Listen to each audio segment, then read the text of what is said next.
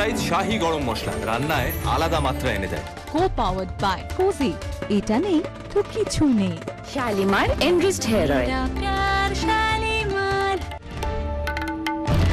বাংলার আওয়াজ, বাঙালির আবেগ, জি 24 ঘন্টা। চৈত্র সেলে 50% পর্যন্ত ছাড় পেতে আসতেই হবে শাহবাবুর আদি ঢাকেশ্বরীতে। বাংলার আওয়াজ, বাঙালির আবেগ, জি 24 ঘন্টা। এক ঝলকে নিবেদন করছেন এলিগেন্ট স্টিল, ইন্ডিয়াস নাম্বার 1 কিউএসটি বার, দেশের ভরসা।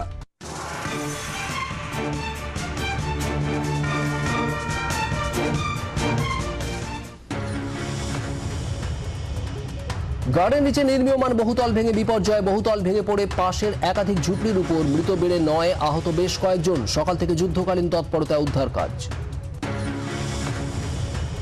গার্ডেন নিচে কংক্রিটের নিচে আরো 2 জনের আটকে থাকার আশঙ্কা। ধ্বংসস্তূপের মধ্যে এখনো চলছে প্রাণের খোঁজ। স্নিফার ডগ এনে উদ্ধার কাজ শুরু এনডিআরএফ-এর। পুকুর বুঝিয়ে বহুতল, 4 ফুট রাস্তায় 5 তলা বাড়ি তৈরির অভিযোগ। শুধু একটাই নয়, গার্ডেন রিচ লাগোয়া পাহাড়পুরেও কোনো জায়গা না ছেড়েই তৈরি হয়েছে ফ্ল্যাট। এই যেন আরেক মৃত্যু ফাঁদ। বিপর্যয়ের দায় কি শুধু প্রমোটারের? পুরসভার নাকের ডগায় কিভাবে গজিয়ে উঠল এই বহুতল? কার অনুমতিতে? গার্ডেন রিচের দুর্ঘটনা এবং নির্মাণ রহস্য নিয়ে উঠছে অসংখ্য প্রশ্ন। গার্ডেন রিচের ঘটনায় টনক নড়ল পুরসভার। বিল্ডিং বিভাগের ইঞ্জিনিয়ারদের উদ্দেশ্যে নির্দেশিকা জারি। ডিউটির সময়ের প্রথম ভাগ ফিল্ডে ঘুরে কাজ করার নির্দেশ। আরো কড়াভাবে নির্দেশিকা জারি পুরো প্রশাসনের। কোথাও বেআইনি নির্মাণ হতে দেখলে যথাযথ ব্যবস্থা নেওয়ার নির্দেশ। কোনো বিপজ্জনক বাড়ি নজরে এলে জানাতে হবে পুরসভাকে। সব থানাকে নির্দেশ লালবাজারের। প্রমোটারকে গ্রেপ্তার করে শুধু চলবে না, ঘটনার দায়ভার নিতে হবে সরকারকে। দায় না নিতে পারলে দায়িত্ব ছাড়ুন মেয়র, দাবি গার্ডেন রিচে আইএসএফ বিধায়ক নওশাদ সিদ্দিকীর। হাসপাতালে আহতদের দেখতেও যান তিনি। জি 24 ঘন্টার অন্তর তদন্ত। জমির মালিকের টপ ফ্লোরে ফ্ল্যাটের দাবি পূরণ করতেই তাড়াহুড়ো। নিচের তলার কাজ শেষ না করে উপর তলার কাজ। ভার না ধরে রাখতে পারায় হুড়মুড়িয়ে ভেঙে পড়ে বহুতল। Exclusive report. 24-এর ভোট ঘোষণার পরেই তুঙ্গে চাপানুতোর। বিজেপি নির্বাচন কমিশনের মতো প্রতিষ্ঠানকে ধ্বংস করছে। নির্বাচন সুপ্রিম কোর্টের পর্যবেক্ষণে চাই বলে এক্স হ্যান্ডেলে পোস্ট ডেরেকের, পাল্টা বিজেপি।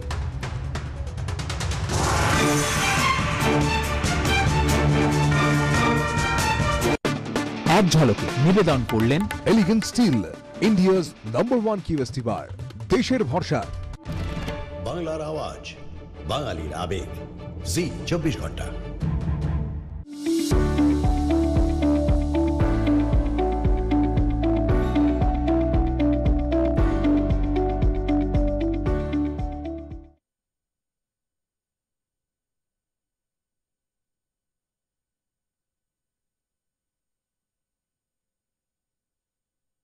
নমস্কার, দেখছেন জি 24 ঘন্টা। আপনাদের সঙ্গে রয়েছে আমি সম্প্রীতি। আর আজ আমরা আলোচনা করব হট হার্ট অ্যাটাক, মানে কিভাবে আমরা হার্ট অ্যাটাক প্রতিরোধ করতে পারি বা এই সম্বন্ধে আমরা আরো জানবো। আমাদের সঙ্গে রয়েছেন বিশিষ্ট চিকিৎসক 3 জন রয়েছেন। ডক্টর অরিন্দম বাসু। ডক্টর বাসু, আপনাকে স্বাগত জি 24 ঘন্টায়। আমাদের সঙ্গে রয়েছেন ডক্টর অয়ন কর। ডক্টর কর, আপনাকে স্বাগত জি 24 ঘন্টায়। এবং আমাদের সঙ্গে রয়েছেন ডক্টর সব্যসাচী পাল। ডক্টর পাল, আপনাকে স্বাগত জি 24 ঘন্টা। আমি প্রথমে ডক্টর বাসুর কাছে চলে আসবো। ডক্টর বাসু, ভারতে বিশেষত আমাদের দেশে বর্তমান সময়ে যে কি ধরনের হার্ট ডিজিজ আছে যেটা খুবই কমন, এবং তার প্রাইমারি কারণগুলো কি কি, মানে কেন হচ্ছে এই ধরনের হার্টের সমস্যা? যে হার্ট ডিজিজগুলো আমাদের প্রাথমিকভাবে দেখতে পাই আমরা ভারতীয়দের মধ্যে, তার মধ্যে সর্বপ্রথম আমরা নাম করব হচ্ছে ইসকেমিক হার্ট ডিজিজ বা ব্লকেজ সংক্রান্ত সমস্যা। তার ছাড়া আমরা রিউম্যাটিক হার্ট ডিজিজ আছে, হাইপারটেনসিভ হার্ট ডিজিজ আছে যে কিনা হাইপারটেনশন বা হাই ব্লাড প্রেশার যুক্ত সমস্যা, কার্ডিওমায়োপ্যাথিস আছে যেগুলো হার্টের মাসেল সংক্রান্ত সমস্যা, অ্যারিথমিয়াস বা হার্টের গতি কমা বাড়ার সঙ্গে রিলেটেড সমস্যা, aortic aneurysm, peripheral arterial disease যেমন আমাদের হাত পায়ের অন্যান্য শিরা বা ধমনীর মধ্যে যে সমস্যাগুলো শুরু হতে পারে, এন্ডোকার্ডাইটিস, এগুলোই মূলত আমাদের দেখতে পাই। আর কারণ হিসেবে যেটা আমরা বলতে পারি সেটার মধ্যে হচ্ছে কিছু মডিফায়েবল, কিছু নন মডিফায়েবল। নন মডিফায়েবল এর মধ্যে যেমন যেটার মধ্যে আমাদের কোনো হাত নেই সেটাকে কন্ট্রোল করা, যেমন আমাদের বয়স, সেক্স যেমন মেল ফিমেল, ফ্যামিলি হিস্ট্রি, এগুলো।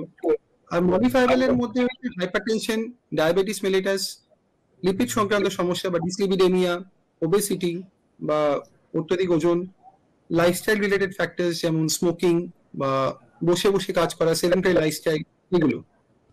আমি এবার ডক্টর করের কাছে আসবো। ডক্টর কর, একটা বিষয় জানতে চাইবো যে যদি কারোর ফ্যামিলিতে এই হার্টের রোগের যদি হিস্ট্রি থেকে থাকে, হার্ট ডিজিজের হিস্ট্রি থেকে থাকে, তো সেটা কি তার হওয়ার কোনো সম্ভাবনা রয়েছে? কিংবা তার পাশাপাশি ডায়াবেটিস এবং হাইপারটেনশন এই দুটোরও যদি ফ্যামিলি হিস্ট্রি থেকে থাকে, তো সেক্ষেত্রে কতটা রিস্ক বাড়াচ্ছে, বা সেই ব্যক্তির যদি ডায়াবেটিস বা হাইপারটেনশন থেকে থাকে সেটা কতটা এই হার্টের সমস্যার রিস্ক বাড়িয়ে দেয়? যাদের ফ্যামিলি হিস্ট্রি আছে, বিশেষ করে কম বয়সে হার্ট অ্যাটাক বা স্ট্রোক হয়েছে, তাদের জন্য ফ্যামিলি হিস্ট্রির ইম্পর্টেন্স খুব ইম্পর্টেন্ট, এবং সেগুলোর ভিত্তিতেই আমরা ডিসিশন নিই যে এই পেশেন্টদেরকে কত অ্যাগ্রেসিভলি ট্রিটমেন্ট করতে হবে, মানে তাদের কতটা ট্রিটমেন্ট করলে তারা যাতে সহজে হার্ট অ্যাটাক না হয়। জানবেন, ওষুধপত্র দিলে কিছুটা রক্ষা যায়, পুরোটা হয়তো করা যায় না, কিন্তু যেটুকুনি করা যায় সেটা যাতে আগে থেকে করা যায়, তাহলে মেজর অঘটন যাতে না ঘটে তার আপ্রাণ চেষ্টা করি আমরা।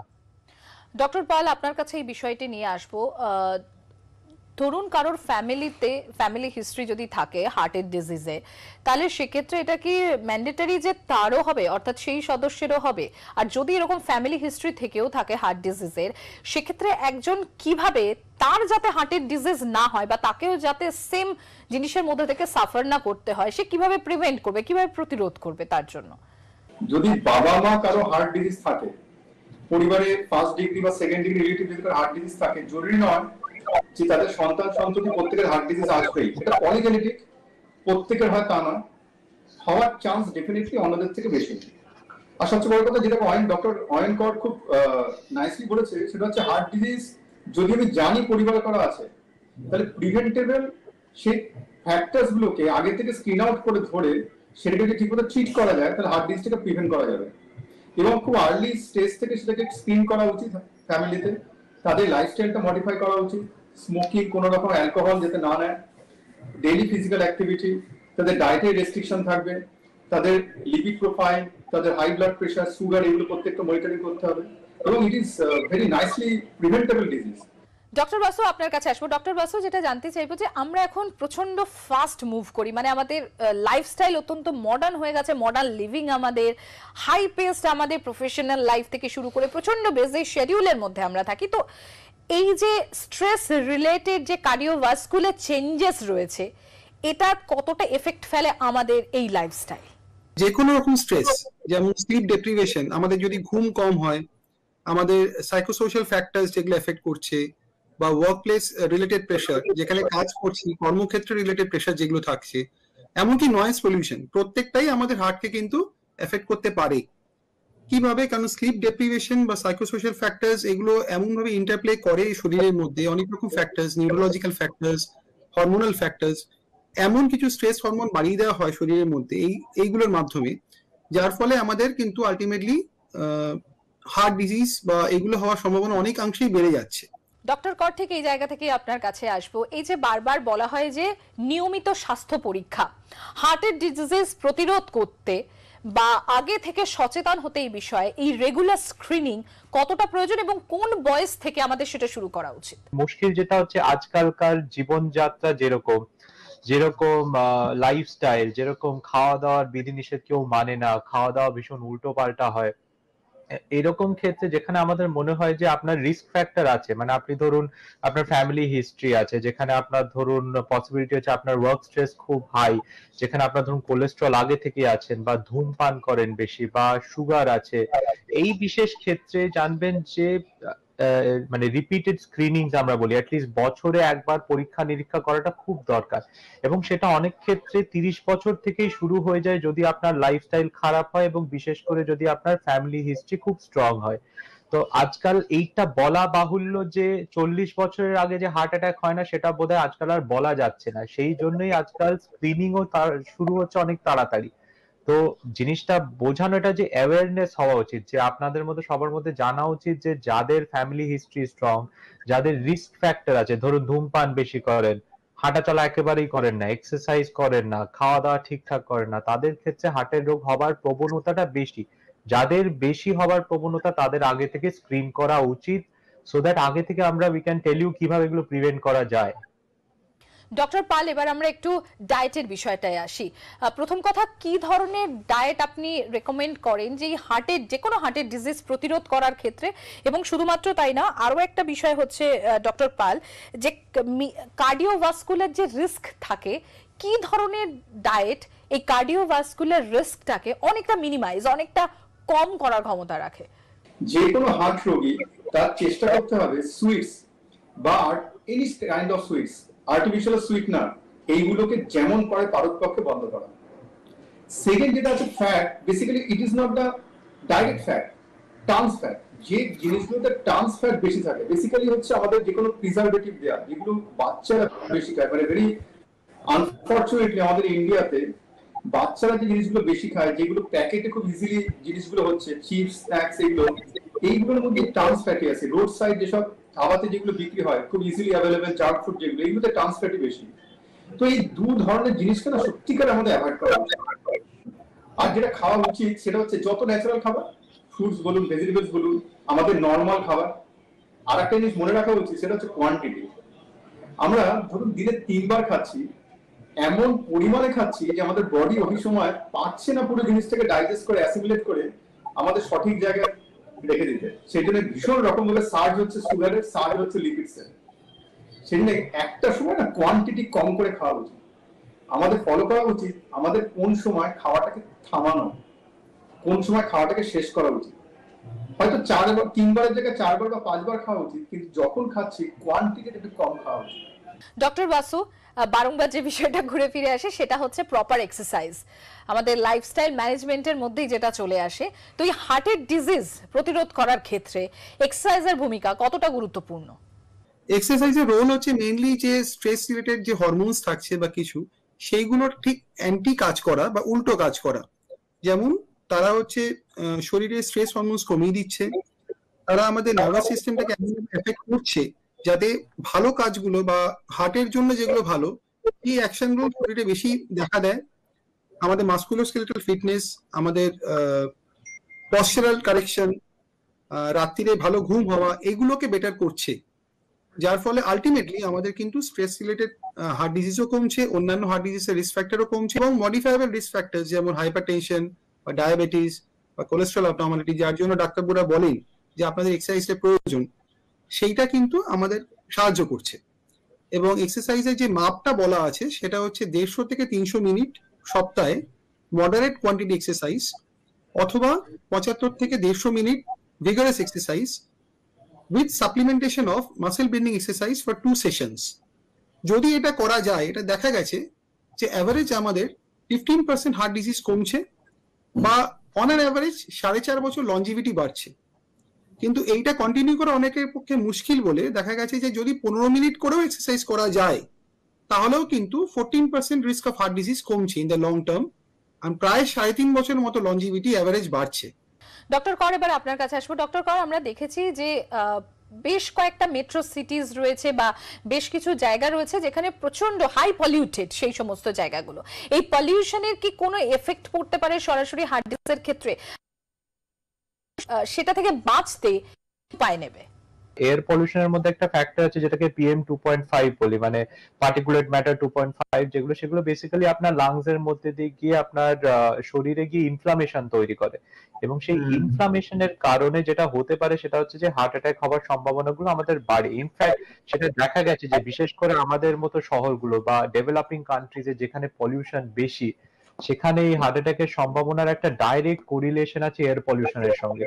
যে সময়টা বাইরে খুব বেশি কুয়াশা বা এয়ার কোয়ালিটি খুব খারাপ, সেই সময় বাইরে যাবেন না, মাস্ক ব্যবহার করা দরকার যখন যেখানে সম্ভব। বাকি হচ্ছে আমাদের অ্যাজ আ কমিউনিটি আমরা we should take certain steps যাতে এয়ার পলিউশন কমে, যেমন গাড়ি ঘোড়া কম ব্যবহার করা, সাইকেল বেশি ব্যবহার করা, হেঁটে যাওয়া, সেগুলো করলে কিছুটা অ্যাটলিস্ট এয়ার কোয়ালিটি আমাদের দিক থেকে আমরা ইমপ্রুভ করতে পারবো।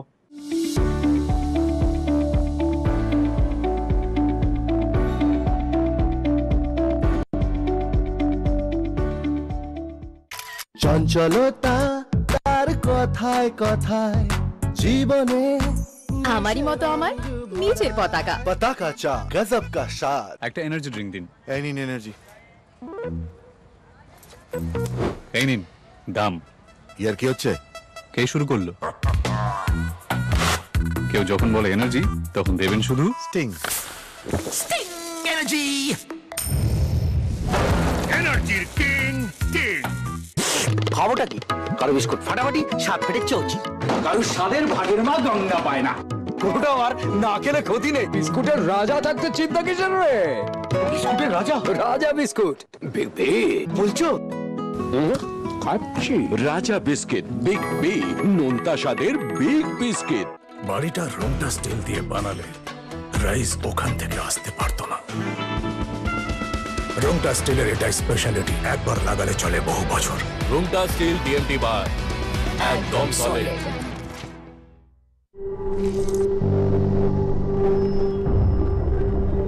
শিরশিরানি থেকে দ্রুত আরাম পান সেন্সোডাইন র্যাপিড রিলিফের সাথে।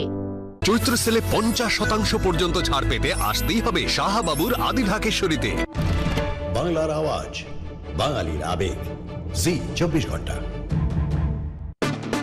এই মুহূর্তে নিবেদন করছেন Subhash Bose institute of hotel management under UGC NCH MCT MAKAUT. Garden নিচে নির্মীয়মান বহুতল ভেঙে বিপর্যয়, বহুতল ভেঙে পড়ে পাশের একাধিক ঝুপড়ির উপর, মৃত বেড়ে 9, আহত বেশ কয়েকজন। সকাল থেকে যুদ্ধকালীন তৎপরতায় উদ্ধার কাজ। গার্ডেন নিচে কংক্রিটের নিচে আরো 2 জনের আটকে থাকার আশঙ্কা। ধ্বংসস্তূপের মধ্যে এখনো চলছে প্রাণের খোঁজ। স্নিফার ডগ এনে উদ্ধার কাজ শুরু এনডিআরএফ এর। পুকুর বুঝিয়ে বহুতল, 4 ফুট রাস্তায় 5 তলা বাড়ি তৈরির অভিযোগ। শুধু একটাই নয়, গার্ডেন রিচ লাগোয়া পাহাড়পুরেও কোনো জায়গা না ছেড়েই তৈরি হয়েছে ফ্ল্যাট। এ যেন আরেক মৃত্যু ফাঁদ। বিপর্যয়ের দায় কি শুধুই প্রমোটারের? পুরসভার নাকের ডগায় কিভাবে গজিয়ে উঠল এই বহুতল? কার অনুমতিতে? গার্ডেন রিচের দুর্ঘটনা এবং নির্মাণ রহস্য নিয়ে উঠছে অসংখ্য প্রশ্ন। গার্ডেন রিচের ঘটনায় টনক নড়ল পুরসভার। বিল্ডিং বিভাগের ইঞ্জিনিয়ারদের উদ্দেশ্যে নির্দেশিকা জারি। ডিউটির সময়ের প্রথম ভাগ ফিল্ডে ঘুরে কাজ করার নির্দেশ। আরো কড়াভাবে নির্দেশিকা জারি পুর প্রশাসনের। কোথাও বেআইনি নির্মাণ হতে দেখলে যথাযথ ব্যবস্থা নেওয়ার নির্দেশ। কোনো বিপজ্জনক বাড়ি নজরে এলে জানাতে হবে পুরসভাকে। সব থানাকে নির্দেশ লালবাজারের। জি 24 ঘন্টার অন্তর তদন্ত। জমির মালিকের টপ ফ্লোরে ফ্ল্যাটের দাবি পূরণ করতেই তাড়াহুড়ো। নিচের তলার কাজ শেষ না করে উপর তলার কাজ। ভার না ধরে রাখতে পারায় হুড়মুড়িয়ে ভেঙে পড়ে বহুতল। Exclusive report.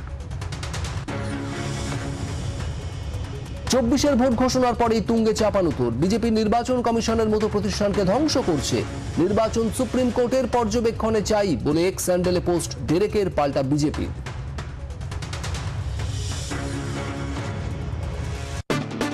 এই মুহূর্তে নিবেদন করলেন Subhash Bose institute of hotel management under UGC NCH MCT MAKAUT.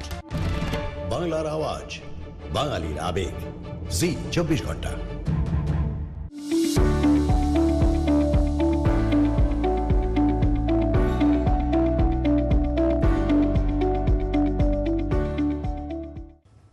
Doctor পাল, এবার আপনার কাছে আসবো আর আপনার কাছ থেকে জানতে চাইবো, দিস আর ডিজ আমরা ভীষণ শুনি, সিপিআর এই বিষয়টি কি প্রথমত আপনার কাছে জানতে চাইবো, এবং যে কোনো ধরনের কার্ডিয়াক ইমার্জেন্সিতে বা হার্টের ইমার্জেন্সিতে একজন আরেকজনকে এই প্রসিডিওরটা কিভাবে দিতে পারে সিপিআরটা, সেটা যদি একটু ডিটেইলসে কাইন্ডলি জানান আমাদের। সিপিআর একটা টেকনিক, সেই টেকনিকটা না ঠিক এরকম ভাবে বোঝালে আপনাদের বোঝানো মুশকিল, কিন্তু জাস্ট কয়েকটা জিনিস মাথায় রাখুন। ধরুন হঠাৎ করে সিনেমা হল, রাস্তায়, কোন একটা বাজার ঘাটে, কোন একটা জায়গায় হঠাৎ করে কোন একটা লোক যদি কোনো কারণ ছাড়া পড়ে যায়, নিয়ার ডেথ, সবার আগে আপনি গিয়ে সেই পেশেন্টটাকে অ্যাটেন্ড করে চেক করুন সেই পেশেন্টটা শ্বাস নিচ্ছে কিনা, তার পালস আছে কিনা। যদি না থাকে ইমিডিয়েটলি কাউকে, পাশের লোককে বলুন কল ফর হেল্প। এই কল ফর হেল্পের কাকে ফোন করতে হবে এই জায়গায় ইন্ডিয়াতে এখনো ধোঁয়াশা রয়েছে। এনিহাউ কল ফর অ্যাম্বুলেন্স বা any medical person, any medical professional আপনার সারাউন্ডিংসে যে থাকছে। এবং সেই পেশেন্টকে যদি কোনো রকম ব্লিডিং বা কোনো রেসপিরেটরি অবস্ট্রাকশন কিছু না থাকে, স্টার্ট চেস্ট কম্প্রেশন। বাইস্ট্যান্ডার যারা রয়েছে, যারা কমন পার্সন, যারা লেম্যান, যারা ডক্টর নয়, তারা শুধুমাত্র চেস্ট কম্প্রেস করবে। চেস্ট কম্প্রেস করে যত তাড়াতাড়ি সম্ভব হসপিটালের কাছে যদি নিয়ে যাওয়া যায়, সেখানেই পেশেন্টের chance of improvement, chance of survival অনেকটাই বেড়ে যায়। তার সঙ্গে একটা নতুন জিনিস আছে, সেটা হচ্ছে AED, অটোমেটেড এক্সটার্নাল ডিফিব্রিলেটর, যে মেশিনটা যদি বডিতে অ্যাটাচ করা যায়, ওরা রিডিংটা চেক করে বলে দেয় যে ওটা VT/VF মানে শকেবল রিডিং, যে কারণের জন্য হঠাৎ করে সাইলেন্ট কার্ডিয়াক ডেথ হয় সেটা আছে কিনা। যদি থাকে ওরা অটোমেটিকলি শক দিয়ে পেশেন্টকে রিভাইভ করার চেষ্টা করে। ডক্টর বাসু, আপনার কাছেও এই সিপিআর নিয়েই আমার একটা প্রশ্ন আছে। এখানে প্রচুর কিছু মিথস আছে, তো সেই মিথসটাকে কিভাবে কাটিয়ে বা ভ্রমটাকে আমরা পিছনে ফেলে এই সিপিআর দিয়েই যাতে কোনো ইমার্জেন্সি সিচুয়েশন আমরা হ্যান্ডেল করতে পারি, সেটা কি করে সম্ভব হয়? সিপিআর সম্বন্ধে কিছু ভ্রান্ত ধারণা আমাদের মধ্যে রয়েছে, যেটা আমরা পেশেন্টদের মধ্যে দেখি। যেমন একটা প্রথম আমি বলবো যে সিপিআর হচ্ছে খুব কষ্টসাধ্য ব্যাপার, একেবারেই নয়। সিপিআর যদি ঠিক লোকের থেকে শেখা যায় এবং ঠিকভাবে অ্যাপ্লাই করা যায়, সেটা কষ্টসাধ্য একেবারেই নয়, বরঞ্চ সেটা জীবন বাঁচাতে অনেক রকম ভাবে সাহায্য করতে পারে। সেকেন্ড হচ্ছে যে আমি সিপিআর কেন শিখবো? আমার বাড়ির আত্মীয় স্বজন, আমার বাড়ির লোকজন সবাই সুস্থ। সিপিআরটা কিন্তু কারোর জন্য শেখা নয়, সিপিআরটা সকলের জন্য শেখা। কোন পরিস্থিতিতে কার কি প্রয়োজন হবে সিপিআর এর সেটা কেউ বলতে পারে না। রেড ক্রস বা গভর্নমেন্ট লেভেলে অনেক অর্গানাইজেশন, অনেক ফার্মা কোম্পানি এখন অনেক রকম ক্যাম্পস করছে, অনেকেই আমরা হসপিটাল লেভেল থেকে ক্যাম্পস করছি, যেখানে কিন্তু সিপিআর এর ঠিকঠাক টেকনিক প্রদর্শন করা হয়। রান্না বান্না, প্লেন চালানো, গাড়ি চালানো যেমন জন্ম থেকে কেউ শেখে না, এটাও শেখার কথা নয়, কিন্তু যে জানে যে ঠিকভাবে এটা শেখার প্রশিক্ষণ দিতে পারবে, তার থেকে শিখলে আমাদের এটা ঠিকভাবে শেখা হবে এবং ঠিকভাবে আমরা এটা অ্যাপ্লাই করতে পারবো। ডক্টর কর, এবার আপনার কাছে আসবো। ডক্টর কর, আমরা সিপিআর এর উপকারিতা, কিভাবে সিপিআর দেয়া যায় ইমার্জেন্সি সিচুয়েশনে, কিভাবে CPR is a real saviour হয়, সেটা তো আমরা শুনলাম। এবার আপনার কাছে যে বিষয়টা জানতে চাইবো, সিপিআর এর ক্রিটিক্যাল রোলটা কিভাবে সে ওই সময়টাকে, অর্থাৎ ওই গোল্ডেন আওয়ারটাকে সে বাই করতে পারছে, সময়টাকে নিতে পারছে বিশেষজ্ঞদের চিকিৎসার জন্য। কিন্তু তারপর ধরুন হার্টের ডিজিজ যার রয়েছে, প্রাথমিক এই সমস্যাটা তো সে কাটিয়ে উঠলো বা এই বিপদটা সে কাটিয়ে উঠলো, তারপর কিভাবে সে নিজেকে লাইফস্টাইল মডিফিকেশনের মাধ্যমে সে নিজেকে আরো মানে তার স্বাস্থ্যের দিক থেকে বা হার্ট ডিজিজ যার রয়েছে সে নিজেকে আরো কি করে সুস্থ রাখতে সে পারবে, সেটা যদি একটু কাইন্ডলি আপনি ডিটেলসে জানান। ডায়েট, এক্সারসাইজ, লাইফস্টাইল, এই তিনটে জিনিসে প্রাথমিকভাবে যদি আমরা ইমপ্রুভ করতে পারি, চান্সেস আছে যে আপনার হার্টের রোগ হওয়ার সম্ভাবনা অনেকটাই কমাতে পারবো। ডায়েট বলতে যেরকম ডক্টর সব্যসাচী পাল বলছিলেন, সাধারণ মধ্যবিত্ত বাঙালি বাড়িতে যা রান্না হয়, বাড়ির খাবার যেটাকে বলি, শাকসবজি বেশি, মাছ মুরগির মাংস হালকা রান্না, ঠিক আছে, সেগুলোই খাওয়া উচিত। বাইরের ফাস্ট ফুড যতটা সম্ভব ত্যাগ করা উচিত। আমরা বাঙালি হয়ে মিষ্টির প্রতি আমাদের এই যে ভীষণ ভালোবাসা, এটাকে যতটা কমাতে পারি সেটাই বোধহয় ভালো। লাইফস্টাইলের মধ্যে প্রাথমিকভাবে basic exercise, at least 5 days a week 30 minute করে ব্রিস্ক ওয়াকিং, মানে এমন হাঁটতে হবে যাতে আপনি যার সঙ্গে হাঁটছেন তার সঙ্গে যেন সহজভাবে কথা বলতে না পারেন, সেই রকম হাঁটাটা যে হাঁটতে হবে। আরাম কেদারায় প্রাতঃভ্রমণ করলে কিন্তু কোনো লাভ হয় না। এছাড়াও যারা যদি ভালো এক্সারসাইজ করতে পারে সেটা আরো ভালো, মানে আপনি ধরুন বেসিক মাসল ট্রেনিং যদি একটু করতে পারেন, সেটা দেখা গেছে হার্টের জন্য আরো ভালো। বাকি রইল লাইফস্টাইল, সেটা হচ্ছে স্ট্রেস কম করা, ঠিক সময় ঘুমানো, ধূমপান না করা, এগুলো করলে সচরাচর আপনার সুস্থ থাকার সম্ভাবনা খুবই ভালো। ডক্টর পাল, আপনার কাছে আসবো, আমরা একেবারে আলোচনার শেষের পর্যায়ে চলে এসেছি। ডক্টর পাল, যেটা জানতে চাইবো আপনার কাছে, যে হার্ট হেলথ মনিটরিং বা হার্ট হেলথ কেয়ারের জন্য এফেক্টিভলি এই যে মডার্ন টেকনোলজিস এসছে, মডার্ন ডিভাইসেস এসছে, সেটা একজন সাধারণ মানুষ সে কি করে এটা ইজিলি অ্যাডপ্ট করতে পারবে? কারণ এখন মেডিকেল সায়েন্স অনেকটাই উন্নত হয়ে গেছে। আমরা তো স্মার্টফোন ইউজ করি, প্রত্যেকের কাছে স্মার্টফোন, স্মার্ট ওয়াচ এখানে রয়েছে। আমরা মাল্টিপল কনসেপ্ট পাই, হার্ট রেট কি আছে, ক্যালোরি কাউন্ট, স্টেপ কাউন্ট। এটা হচ্ছে বেসিক্যালি একটা আইডিয়া যে আপনি কতটা এক্সারসাইজ করছেন, এবং যেটা অয়ন বললো, যদি কেউ সচেতন থাকে তাহলে সে নিজের এক্সারসাইজ প্রোটোকলটাকে চেঞ্জ করে আরো বেশি নিজেকে মোটিভেট করতে পারে, আরো বেশি এক্সারসাইজ করতে পারে, প্রিভেন্ট করতে পারে।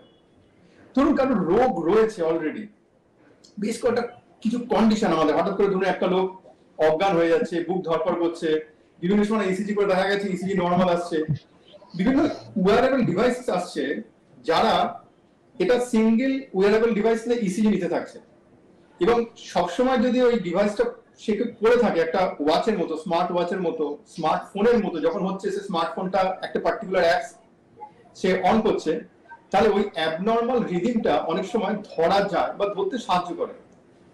কতটা অ্যাকুরেট তাই নিয়ে এখনো বিভিন্ন রকম ডাউট রয়েছে, কিন্তু বেশ কিছু কন্ডিশনে তখন ওই ইনফরমেশনটার উপর রিলাই করে। বেশ কিছু ওয়্যারেবল ডিভাইস আমাদের ব্লাড প্রেশার মেজার করতে সাহায্য করছে, বেশ কিছু ওয়্যারেবল ডিভাইস আসছে আমাদের বিভিন্ন রকম, মানে আমাদের ভাস্কুলার হেলথ, আমাদের কত বডি টেম্পারেচার, আমাদের ওই মুহূর্তে কত বিএমআই হওয়া উচিত, মাল্টিপল ইনফরমেশন নিয়ে আসছে। এটা অল ওভার ওয়ার্ল্ডে বিভিন্ন ডিভাইস দিয়ে যেমন ডাটা এন্ট্রি হচ্ছে, একটা আমাদের আর্টিফিশিয়াল ইন্টেলিজেন্স ইউজ করা হচ্ছে, তাতে খুব অদূর ভবিষ্যতে বেশ কিছু ইনফরমেশন বেশ কিছু জিনিস থেকে আমরা পেয়ে যাব, স্মার্টফোন, অ্যাপ্লিকেশন, বিভিন্ন গ্যাজেটস থেকে। কিন্তু এই নতুন যে প্রজন্ম এসছে আমাদের, যারা বাচ্চারা অ্যাডোলেসেন্ট পিরিয়ডে, আজকাল দেখা যাচ্ছে, যেটা অয়ন বলছিল, যেটা অরিন্দম দা বলছিল, ছোট ছেলেদের মধ্যে, বাচ্চাদের মধ্যে আজকাল রোগ তৈরি হচ্ছে এবং হার্টের রোগ ম্যানিফেস্ট করছে কোয়াইট আর্লি। প্রযুক্তি, টেকনোলজি, প্রত্যেক ঘরে ঘরে আজকাল স্মার্টফোন, মোবাইল, ভিডিও গেম।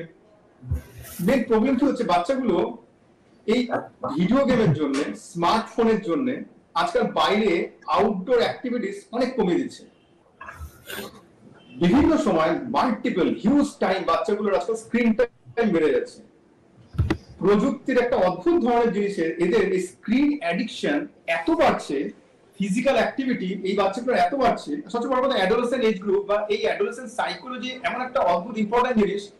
আপনি বাচ্চাগুলোকে এই অ্যাডোলেসেন্ট পিরিয়ডে বাচ্চাদেরকে কোনো রকম ভাবে কজ এফেক্ট বোঝাতে পারবেন না। তাদের কখনো বোঝাতে পারবেন না এই বাচ্চাদেরকে যে তুমি এক্সারসাইজ করলে একটা লং টার্ম প্রিভেন্ট করতে পারবে। দে উইল লাফ এট ইউ। তো আজকে যেমন প্রযুক্তি আমাদের আসছে, ডিজিজ প্রিভেন্ট করতে সাহায্য করছে, ডিজিজ ডিটেক্ট করতে সাহায্য করছে, প্রযুক্তির একটা বড় অংশ আজকাল আমাদের এই অ্যাডোলেসেন্ট, আমাদের যে ছেলে মেয়েদের যে জেনারেশনটা, এই জেনারেশনটা অনেক বেশি কুড়ে করে তুলছে, ফিজিক্যালি ইনঅ্যাক্টিভ করছে, তাদের মধ্যে হার্ট ডিজিজ তৈরি করার একটা বীজ তৈরি করছে। এটাই খুব বাজে। আমাদের প্রযুক্তির একটা দিক আমাদের ডিটেকশনে সাহায্য করছে, কিন্তু প্রযুক্তির একটা দিক সত্যিকারের একটা খারাপ ইঙ্গিত নিয়ে আসছে, যেটা সত্যিকারের প্রত্যেকটা ফ্যামিলিতে আমাদের সচেতন হওয়া উচিত। বিভিন্ন কান্ট্রিগুলো এরা অনেক আগে থেকে এই জিনিসটা দেখে তারা প্রিভেন্টিভ মেজার্স নিচ্ছে। আপনি রিসেন্টলি হয়তো শুনে থাকবেন, যেরকম ভাবে ফাস্টিং করা হয় না, ফাস্টিং, তেমনি বেশ কিছু জায়গায় শুরু হয়েছে নেট ফাস্টিং, নেট উপবাস। আপনি হয়তো নিশ্চয়ই শুনে থাকবেন, সবাই হাসছে। তো নেট ফাস্টিং এটা একটা নতুন জিনিস হচ্ছে, বিভিন্ন কান্ট্রিতে শুরু হয়ে গেছে নেট ফাস্টিং। মানে বাচ্চাদের কাছে স্কুল থেকে বাবা মারা, গার্জিয়ানরা, দে আর অ্যাকচুয়ালি প্রেইং, বাচ্চাদেরকে রিকোয়েস্ট করছে, go for a fasting for few hours, few days, 1 or 2 days, don't go for internet, don't glue to your laptop. So this is the scenario is coming. Really মানে যেভাবে চলছে, next generation বাচ্চাগুলো মানে বাবা হয়ে আজকাল, বা আমি আশেপাশের আমার ভাগ্নে ভাগ্নি, নিজের ছেলে, নিজের সন্তানদের দেখে সত্যিকারে আমরা খুব ওরিড থাকি যে প্রিভেন্টিভ নিয়ে আমরা কার্ডিওলজিস্টরা এতখানি বড় বড় আমরা দেখছি, বিভিন্ন জায়গায় যাই, আমরা নিজেদের ফ্যামিলিটাকে কতখানি মোটিভেট করতে পারছি।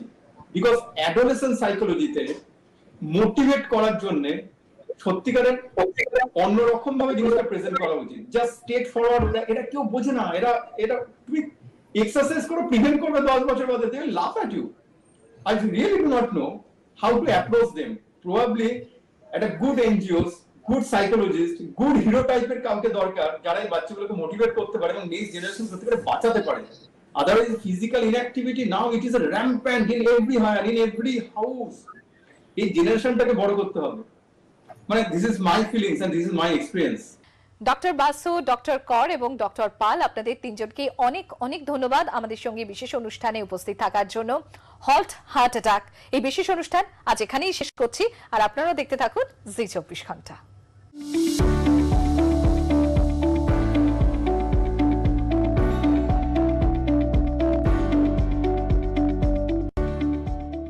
LIC प्रस्तुत करता है धन वृद्धि, एक आकर्षक सिंगल प्रीमियम पॉलिसी जो देती है आपको हाई गारंटीड एडिशन के साथ गारंटीड मैच्योरिटी। जल्दी करें, आज ही अपने LIC एजेंट से संपर्क करें। 3 থেকে 4 হুইলারে আপগ্রেড তো করব, কিন্তু এতে এমন কি বিশেষ আছে? এতে বিশেষ কি একটা আছে? Tata ace gold petrol CX এ আছে শক্তিশালী ইঞ্জিন, যা দেয় দারুণ পিকআপ, বড় আর স্ট্রং লোড বডি, আর মেইনটেনেন্স একদম কম। তাই এবার ভাবো, বোঝো আর Tata ace gold petrol CX নাও।